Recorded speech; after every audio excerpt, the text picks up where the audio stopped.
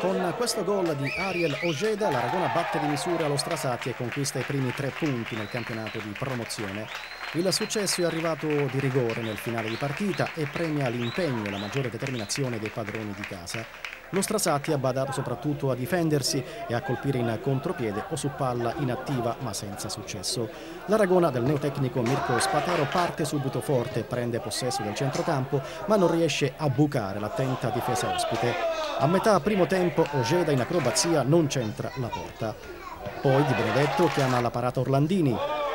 L'Aragona fa la partita, lo Strasatti rischia di capitolare alla mezz'ora, ma Orlandini salva il risultato su Tarantino. Nella ripresa sono ancora i biancoazzurri ad avere il pallino del gioco, ma lo 0-0 non si schioda. Al 72esimo il direttore di gara contraffatto di Catania decreta un calcio di rigore per l'Aragona per mani di Galfani. Vane le proteste dello Strasatti. Dagli 11 metri il cecchino Ojeda non tradisce e l'Aragona passa. Nel finale rete annullata per fuorigioco al neoentrato Buscaglia. L'Aragona vince e dimentica la sconfitta all'esordio contro il Serra di Falco. Per lo Strasatti, prima sconfitta in campionato. Le interviste di Giussi Terrasi agli allenatori Spataro dell'Aragona, D'Alberti lo Strasatti e al presidente Vincenzo Di Giacomo dell'Aragona. Mirko Spataro, neo allenatore dell'Aragona, che squadra ha trovato e come ha giocato quest'oggi? Allora, ho trovato un gruppo di ragazzi veramente affiatato, un gruppo di ragazzi che avevano voglia di riscattare la sconfitta di domenica scorsa e un gruppo di ragazzi molto collaborativi, mi hanno aiutato subito fin dal primo secondo che ho messo piede dentro lo spogliatoio.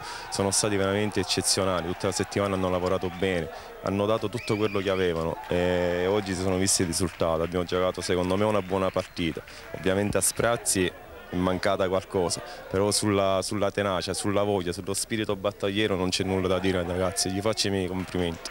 È mancata un po' di convinzione, ma la squadra è una squadra giovane, va ancora addestrata e migliorata dal punto di vista psicologico e pian piano credo che riusciremo a migliorarci da questo punto di vista. Poi onore e merito anche alla squadra avversaria, una signora squadra. La squadra è una squadra che si deve salvare principalmente, noi miriamo soprattutto a restare.